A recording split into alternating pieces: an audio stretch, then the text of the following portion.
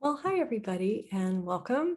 I'm Alx Uttermann. This is a UCBK video talking about what is this time of the year, this special day called Guru Purnima. I hope you'll enjoy my presentation and explanation of this extremely auspicious day of the year for all the spiritual people worldwide.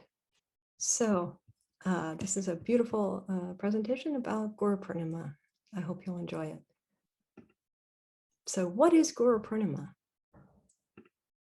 An introduction to auspiciousness. So Guru Purnima is the full moon of the Guru. It comes once a year. It's usually in July. And it is the high auspicious time for connecting to the Guru energy, for receiving the real blessings that are available from the divine. Not only the divine outside, but the divine inside. And so Guru Purnima involves the energies of the gurus, some mechanisms and secrets about how to access the energy of this day and ways to celebrate it. So we'll talk about all these different things as we go through this presentation so that you can make the most out of your experience with Guru Purnima this year. Guru Brahma, Guru Vishnu, Guru Deva Maheshwaraha, Guru Sakshat Para Brahmam, Tasmai Sri Guruvena Namaha. This is the Guru mantra, one of the most ancient, beautiful prayers of the Vedic tradition from India. And it is invoking the essence of the Guru. Often it's sung, it can be recited. There are a million different tunes and pronunciations, but the Guru mantra is the essence of what is the Guru. And it's actually coming from the Guru Gita, which we'll talk about in a little bit. So who is the Guru? Well, that's a fair question. A lot of people have a lot of ideas about what is a Guru. And is it external? Is it internal? What is the Guru principle? Let's look at some external forms of gurus, from the primordial Guru Dattatreya to all the different kinds of gurus that we've seen in our history and our creation. They've come from India, they've come from the Middle East, like Moses. They've come again from India, like Buddha, Middle East, like Jesus, Magdalene, and so on. So here are many external forms of the gurus, all different qualities, all different characters in the guru traditions. Our human history has borne witness to many profound guru characters in all nations, all places on the earth. These representatives of divine energy coming to help humanity wake up to its divine essence, its divine nature and flavor. Yes, men are gurus, women are gurus. Some are non-specific gender. The gurus can be any human form, as we see. So this is just, we're touring some of the external gurus that are very famous in our world, especially in the last, say, 100 years or so. And then we'll talk more about specifically who and what is this principle of the Guru, and what does it really mean to be a Guru, which will lead us into why do we celebrate the Guru principle on Guru Purnima.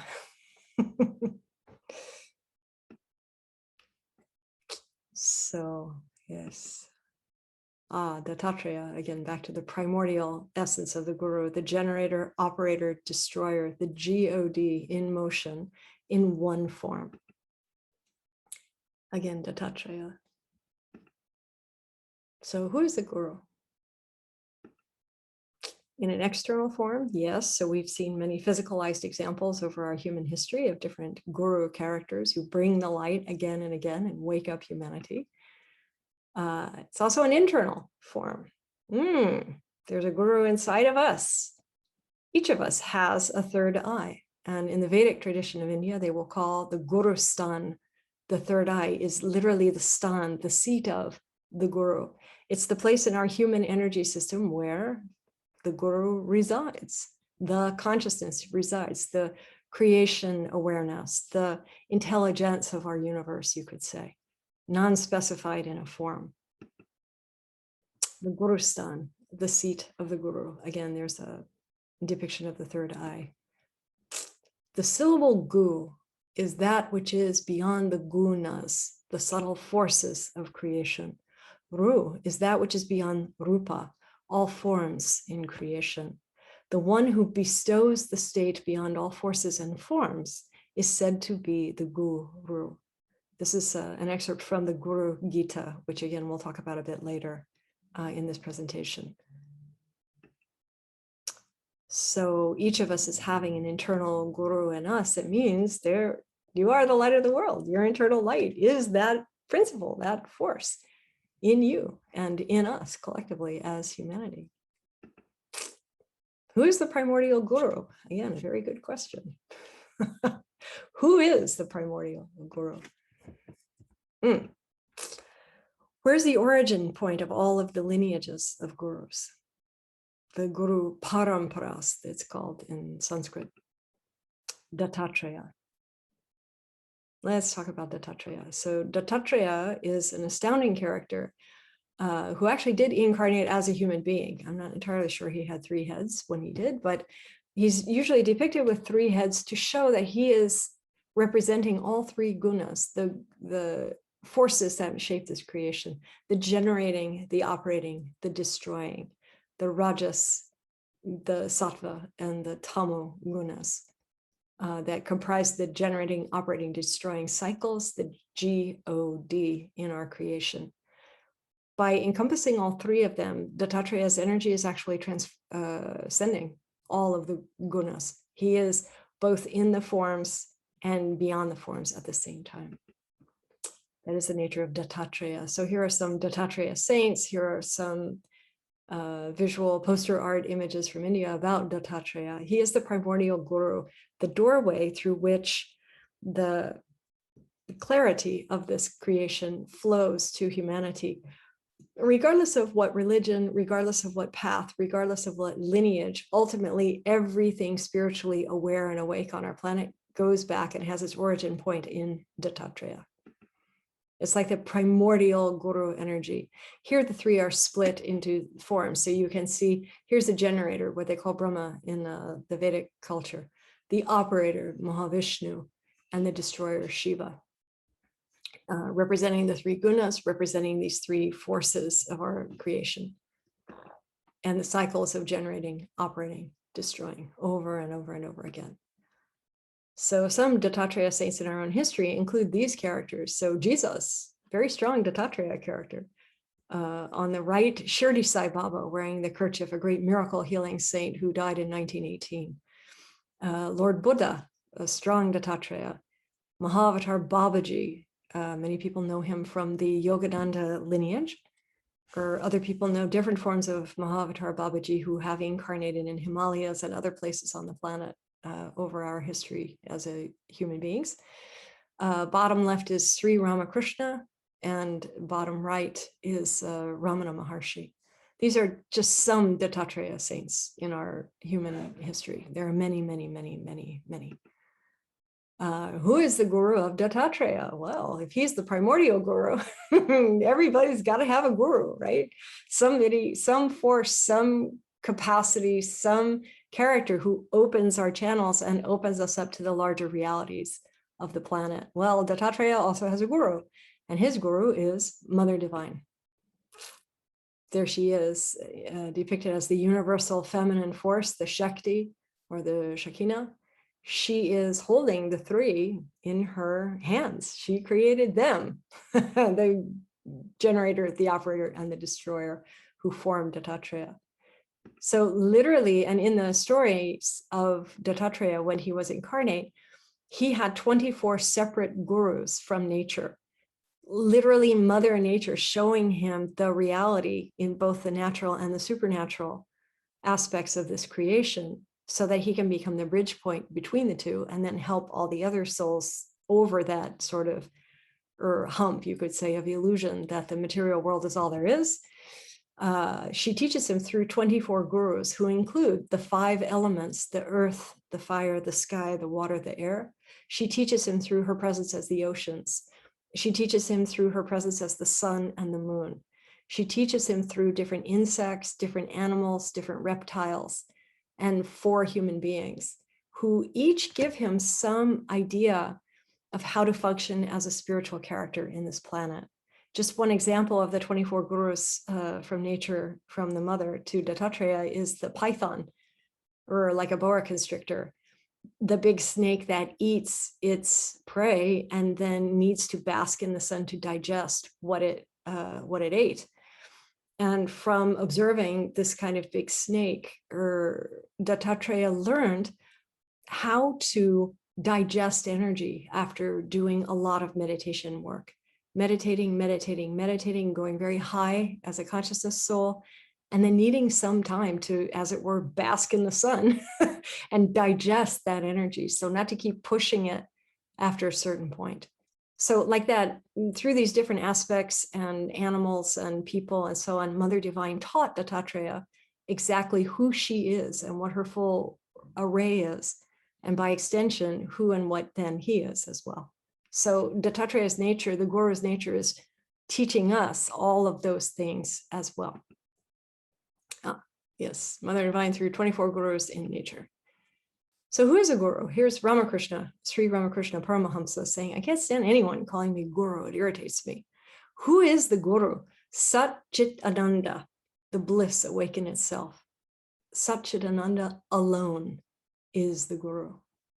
One of my gurus, Shirdi Sai Baba, apparently said at one point, Sat Chit Ananda is the antidote to the gunas, the sattva, tamo, rajo forces that create us in this world and keep us on this wheel of the illusion of this planet. That Sat Chit Ananda is the exact opposite of the gunas, and as such is the guru. So Guru Purnima. What's up with Guru Purnima? It's a wonderful, auspicious, amazing time. And in Guru Purnima, we're coming into contact with the full moon of the Guru energy. So the energies of the Guru are flowing super duper strongly on this day, especially throughout the whole year. It's the one auspicious day when the strong energy of the Guru principle, you could say, is coming to human beings.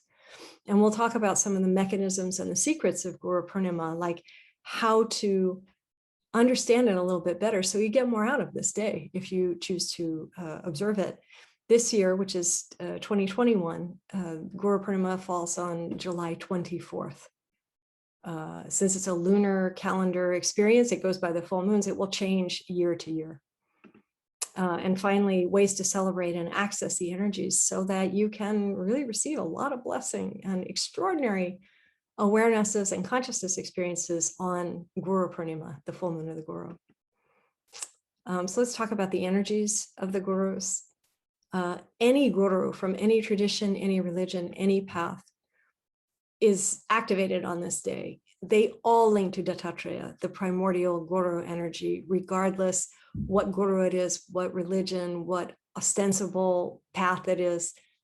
If you keep going back, you'll find them all going back to Dattatreya. And they're bringing all of the energy of all the lineages to the self. That is the idea. In our individual energy system, including our heart, our soul, and our third eye.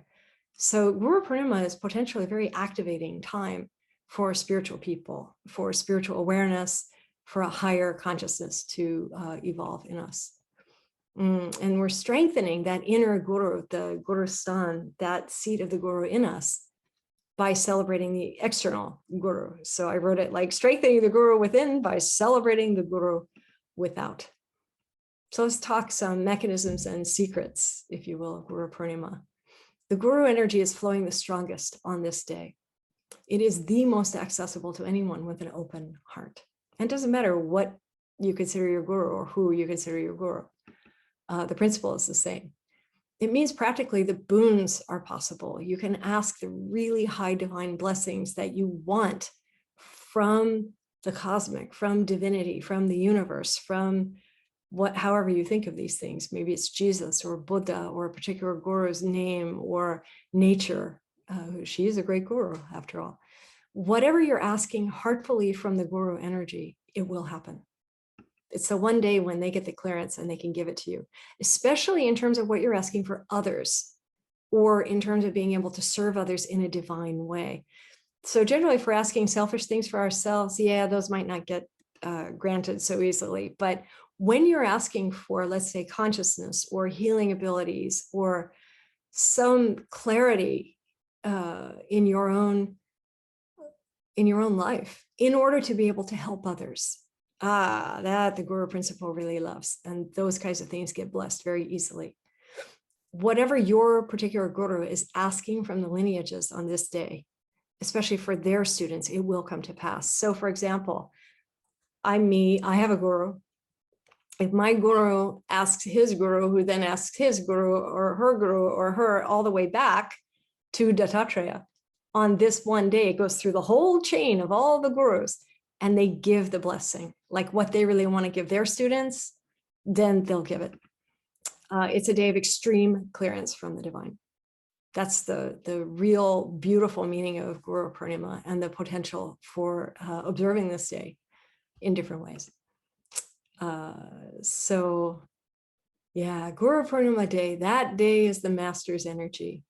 Channeling the master's energy means my master to his master, then his master, the heritage of the master's cycles.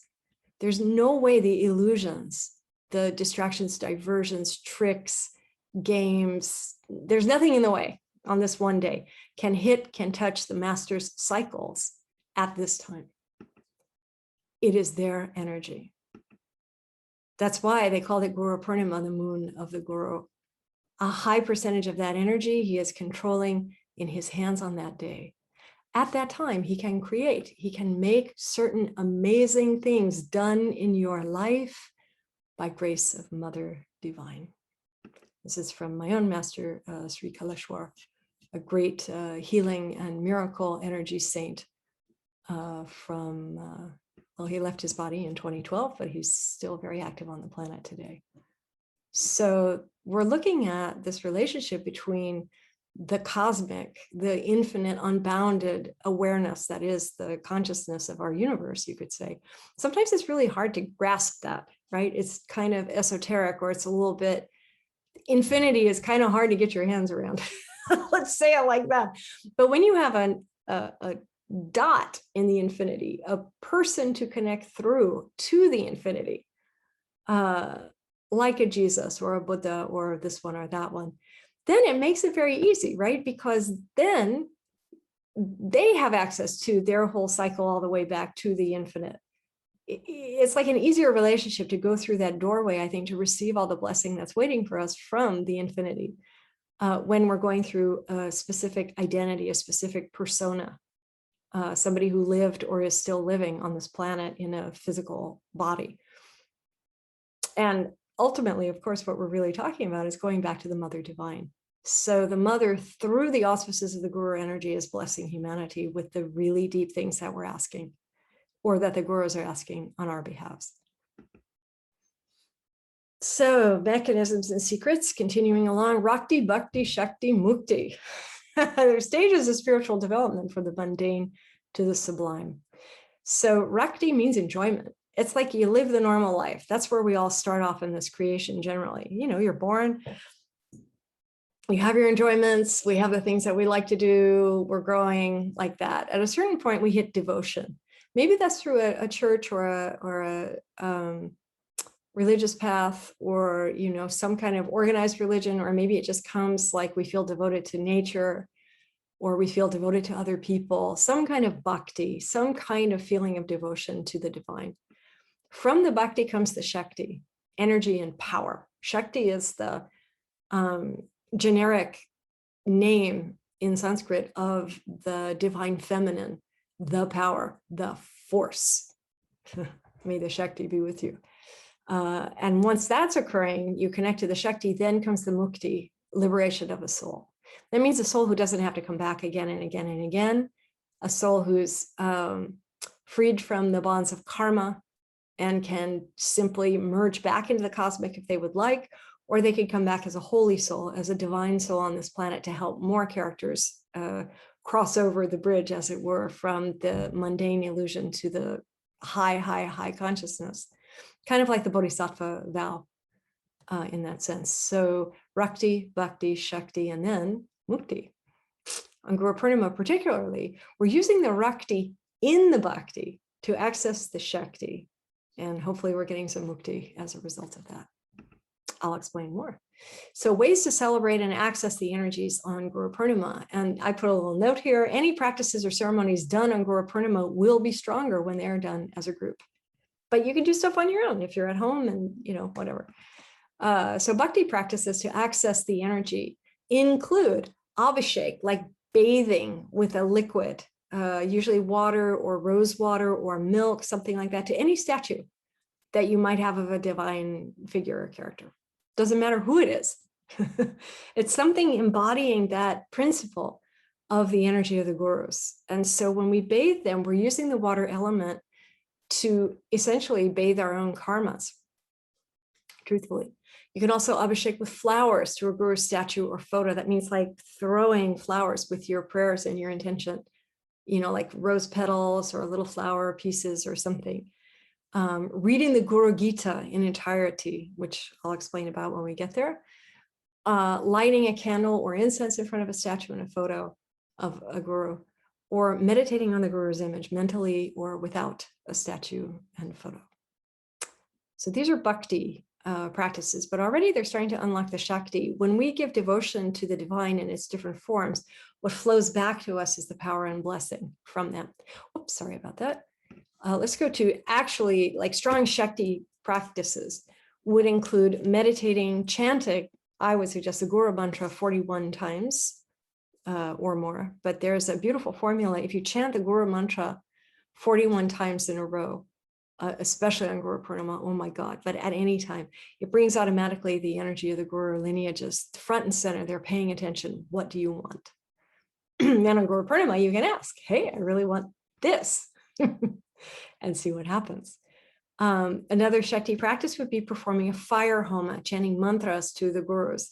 And again, asking for what we want and being ready to receive that through the auspices of the fire. Firehomas or yagyams are extremely powerful for bringing the Shakti, bringing the energetic connection to the guru energy, in this case, very, very strongly, and getting a lot of blessing and a lot of energy from the gurus. Finally, making an arati to a statue or a photo of the gurus, which is taking a flame and actually making like a little ceremony, a little puja to the statue or photo. And I'll explain these all in a little more depth as we go along.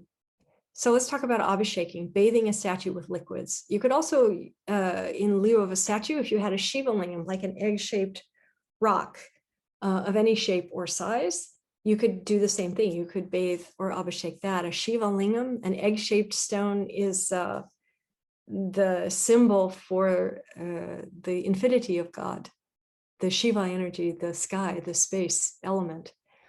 The only way we can deal with that infinity, according to the Vedic tradition, is through an egg-shaped stone. So you could consider that a guru and you could wash it. Generally, when you abhishek something, you pour with your left hand and you wash with your right. You can use plain water and or milk, then rose water and plain water again. That's a beautiful formula. It really brings a lot of energy. And you could maybe have some prayers going or some mantras going in your head, talking to that universal cosmic energy that's flowing through the statue or a Shiva lingam as you're washing it. Keeping in mind, of course, that while you're washing any kind of holy statue, and this photo is my master Kaleshwar washing his master in a living statue in Penokonda, India. Shirdi Sai Baba is his master. Washing. You're really washing your own karmas. We're interacting with the Guru principle to clean everything inside and out. Then you dry them with a towel, hopefully a towel that you only set aside for that. Or if it's a small statue or a small Shiva lingam, you could even use like a paper towel. And then light a candle or incense or put some flowers at the feet of that deity or on that Shiva lingam. So that's how we use the water element to really evoke and show our respect to the Guru principle, but also to receive the blessings. So in effect, we're using the bhakti to unlock their shakti and have it flow on us as a blessing. So here are some abhisheks, just to give you an example. There's a milk abhishek of the Shirdi Baba statue that we have in Santa Cruz, California. Again, a milk abhishek. It's very beautiful to pour milk on a holy statue of any kind and any size. It doesn't have to be a giant one. I had the privilege of pouring, I think that was water. Actually, it looks more like milk, doesn't it? On the Shirdi Baba statue in Penukonda some years ago. This is the Gomateshvara in South India, in Karnataka state. He's a 57-foot high statue, one of the tallest divine icons in the world. And they come together, I think it's once a year, and build a huge scaffolding, which you can see in the photo on the left. And they pour everything on the Gomateshvara. You can see YouTube videos where they're pouring, like this looks like ash on his head. But then they also pour tons of water. They pour gallons and gallons of milk. They pour tons of the red powder, the kumkum. They pour turmeric powder on him. I mean, it's by the bucket loads for this massive, massive divine character. He is the holy deity of the Jain tradition, another ancient tradition coming out of India that isn't exactly the Vedic tradition. This is abhisheking a Shiva lingam, a rather large Shiva lingam with rose water. Here in LA, or here is a beautiful abhishek, a huge bath to the Swarna lingam in Penukonda, India. So that's bathing a Shiva lingam as well to receive its blessings. Also, we could do flower abhishek. So using the earth element instead of the water element to do essentially the same thing, to throw the earth element, the flower petals. I love rose petals. They're the highest vibration flower we have in the West. But any flower petals will do. So throwing rose petals onto a statue, a divine entity, whatever, or a Shiva lingam again. So often the sequence that we will do is we'll water abhishek a divine character, and then we'll do a flower abhishek as well, especially on Guru Purnima. So here's some of their divine statues getting some rose petals tossed on them. Here's the Shirdi Baba statue that we have in Santa Cruz getting a rose petal abhishek very beautifully. That was a big, big process back in the day, and lots of people were throwing the roses. This is a lotus petal abhishek on the samadhi, on the tomb of my master Sri Kaleshwar in Penukonda, India. People coming beautifully and throwing lotus petals. These are lotus petals to a very tall statue of the Mother Divine. She's about 9 feet tall. Mahisasura Mardini Ma, or Kanaka Durga, is another name for her, also in Penukonda in South India. And you can see like her reaction as a statue, and that's stone, right? But when we interact with them in these bhakti ways, throwing these beautiful elements on the statues, they frequently seem to come alive and radiate their presence and their blessing. You can see, I mean, she's looking pretty alive there, that Ma. So after the abhishek is finished, you can save the liquids, like whatever you poured on the statue or Shiva lingam or whatever, or the flower petals. You can use those liquids when you're bathing. You can add it to your shower or bath to continue the blessings that are infused now in that water because it came off of that divine statue or Shiva lingam. So it gives a really beautiful blessing to us that's very highly charged. Same with the flower petals. You can save them as a blessing, or you can give them to other people to carry that blessing in their home. It's really lovely. And if they can keep it near where they sleep or put it on their altar to keep those beautiful energies flowing. Once these kinds of substances have been offered to or on a deity or a guru statue, they're very powerful, what they call prasad. It's an infused blessing substance now coming back from that divine exchange. And they are full of blessings to share with other people. So that's one beautiful way to handle some of the energies of the Guru Purnima, especially. Another one, a bhakti practice, although it's kind of a shakti practice as well, is reading the Guru Gita. So the Guru Gita is a text from ancient India. It's 182 verses of a dialogue between Shiva and Shakti, God the Father and God the Mother, about what is Guru? At a certain point, God the Mother playfully asks God the Father, Shiva. She says, so why is a Guru so important anyway? What's the big deal? And his response to her in the classical Sanskrit is 182 verses explaining exactly what is the Guru principle. And it's essentially Dattatreya like being channeled there. He is the Guru of Shiva, teaching through Shiva about the nature of Guru. It's from the Skanda Purana. There have been some gurus, most notably Muktananda, who gave this as a daily meditation, a sadhana practice. Like what he told his students was read the Guru Gita every day. Wow, I have to say, those 182 verses are super powerful. You can find translations online on the internet of the Guru Gita. It's especially beautiful. It's really beautiful to read the celestial text on Guru Purnima to capture and hook to the essence of the blessing that is flowing very strongly from the Guru principle on that day. Another beautiful practice, a bhakti practice, is to light some candle or incense in front of a statue or a photo of a guru or a deity. Anyone, doesn't matter who that guru is, Jesus, Buddha, Mother, whoever,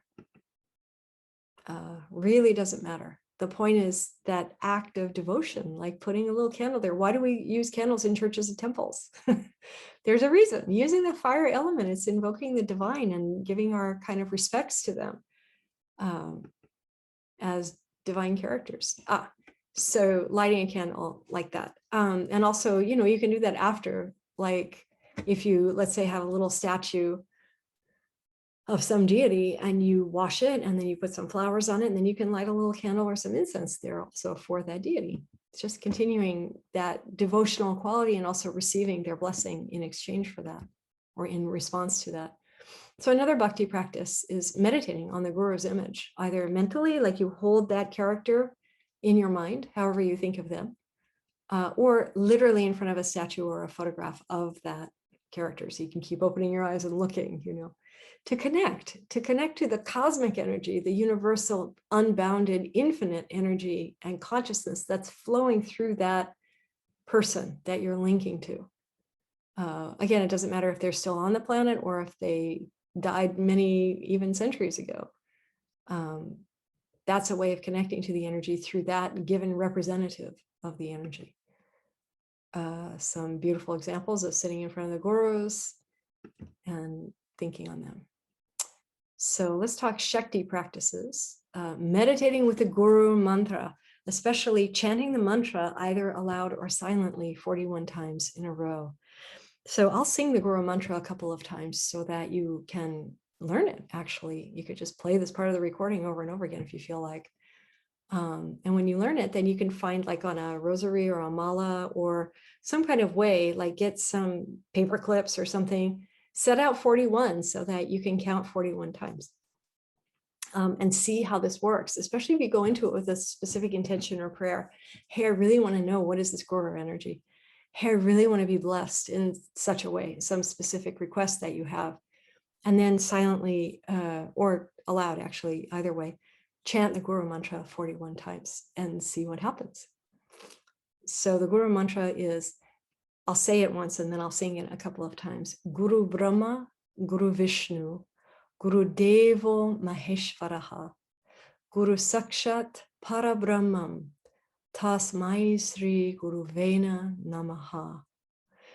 And what it means is Guru Brahma, the Guru is the generator. Guru Vishnu, the Guru is the operator. Guru Devo Maheshvaraha, another way to say Shiva, the Guru is the destroyer. So the Guru is all G-O-D, generating, operating, destroying. Guru Sakshat Parabrahmam, the Guru is also that which is beyond all of these things. In other words, it's really mother or the infinity. Tasmai Sri Guru Veda Namaha, to that principle, to that energy, inside or out, I bow. So I'll sing it now.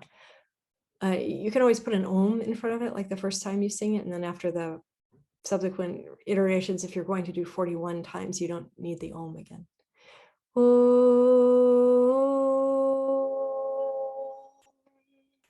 Guru Brahma, Guru Vishnu, Guru Devo Maheshwaraha, Guru Sakshat Parabrahmam, Tasmai Sri Guruve Namaha. Guru Brahma, Guru Vishnu, Guru Devo Maheshwaraha, Guru Sakshat Parabrahmam, Tasmai Sri Guruve Namaha. Guru Brahma, Guru Vishnu, Guru Devo Maheshwaraha, Guru Sakshat Parabrahmam, Tasmai Sri Guruve Namaha. So like that, I hope that's helpful. And also, if you know the song My Sweet Lord by George Harrison, who was a great devotee of Krishna and had a guru, a couple gurus, in fact, the Guru mantra is in there. It's one of the choruses. They actually sing the whole Guru mantra. So maybe you like that tune better. You can use that. Good. So 41 times the Guru mantra, and you see what happens. And the meaning, the Guru is Brahma, the Guru is Vishnu, the Guru is Shiva. Indeed, the Guru is the supreme absolute. To that Guru, I offer my reverent salutations. Is one translation of the Guru mantra from the Guru Gita, the 182 verse, brilliant, oh my God, essence of what is the Guru. The Guru mantra happens to be verse number 32 of the Guru Gita.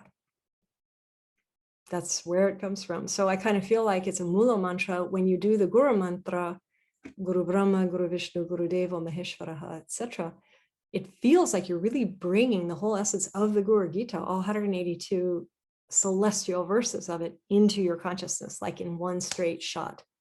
So you can see that to do that 41 times in a row, 4 plus 1 equals 5. 5 is sort of the controlling number of this creation, controlling 5 elements. It's a very Shiva quality there. By invoking that 41 times, really bringing a lot of power and a lot of blessing and a lot of energy from the gurus. So I really hope you'll learn the Guru mantra and try this, especially on Guru Purnima day, to see how it feels. Of course, you can use it anytime. Simply, it will be amplified. The effect will be very heightened on Guru Purnima. So another Shakti practice is doing a Firehoma, also called a puja, a yagnam, an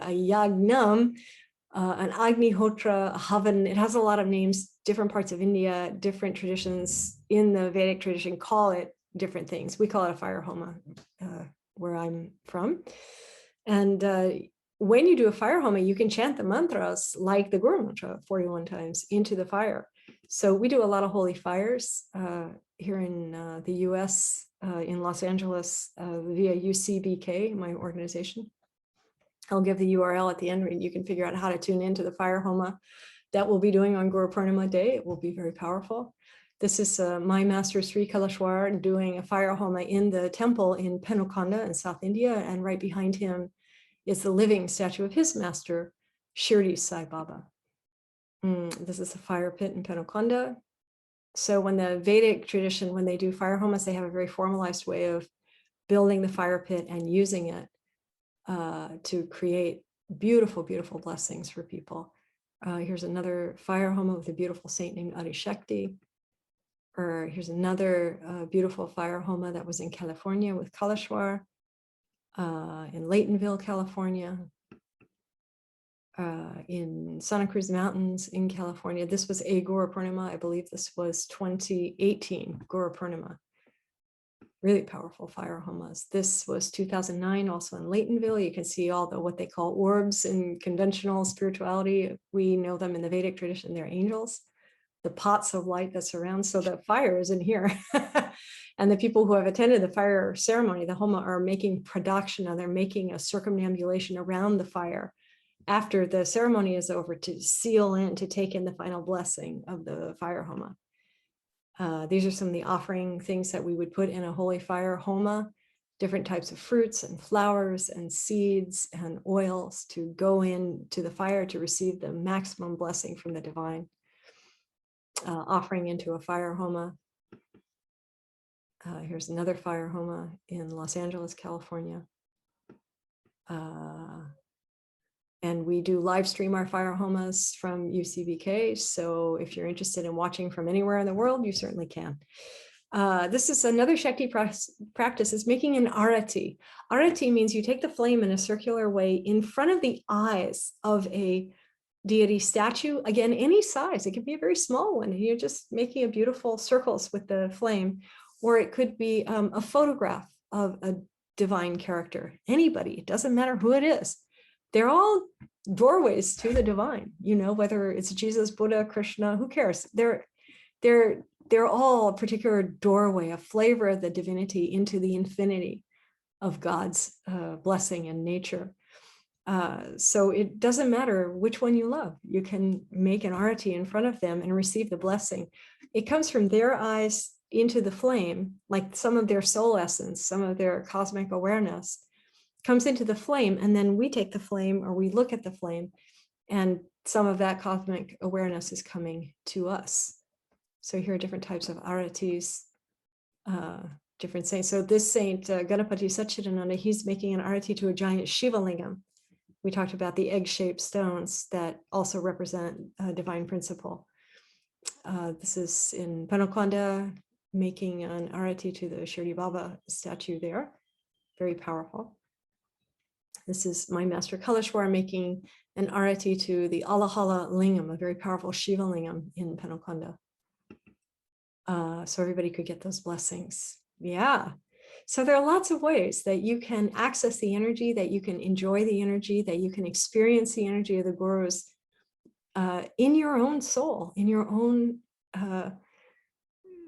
apparatus of an energy form that you are, using the water to pour on things, using the fire in different ways to connect, using the earth element through the flowers like that, to make that connection, that bond with a representative of the larger Guru principle, especially on Guru Purnima. So as Guru Purnima approaches, and we're coming up to it, right? It's going to be, as I said, this is 2021, I'm making this video, so it will be July 24th, in a couple of weeks. You can take the time on that day to make your intentions and to be very clear what it is you're asking for, what it is you would like to have blessed, what it is that you need healed or released or dissolved. What's in the way of you recognizing your highest self and capacity? That's a really good thing to ask on Guru Purnima. And once you've made your intentions clear and you do some beautiful little ceremony or puja like that, keep an open heart and receive the blessings that are flowing very, very strongly on that of all days, the most auspicious day of the year, Guru Purnima to you. Shirdi Sai Baba, the amazing miracle healing saint from the 1800s and into the early 1900s, who is in the direct lineage of my Guru Parampara. He said, there is only one religion, the religion of love. There's only one language, the language of the heart. There's only one caste, the caste of humanity. There's only one law, the law of karma. There is only one God. He is omnipresent. So whatever doorway you use to access the infinity of this omnipresent God is fine. It's beautiful. It can be Moses, it can be Krishna, it can be Jesus, it can be the Mother Divine, could be Yogananda, it could be Muktananda, it could be this one, that one. It doesn't matter. Ultimately, it's the energy that they represent, the omnipresence of God that is sitting right behind them. That's what we want, and that's what we're really connecting to through the agency of a Guru character on Guru Purnima. You know, the candle flames are always the same. The light is always the same, but candles come in different shapes and forms and colors. Doesn't matter. The light is the light. So that's what we're connecting to, and that's what we're really receiving the blessing from on an auspicious day in a time like Guru Purnima. So yes, the real gurus.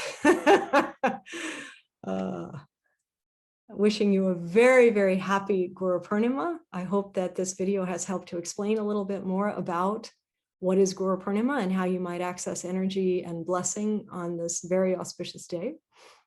Please subscribe to this YouTube channel if you haven't already, so that you can keep receiving different types of videos like this as we release them.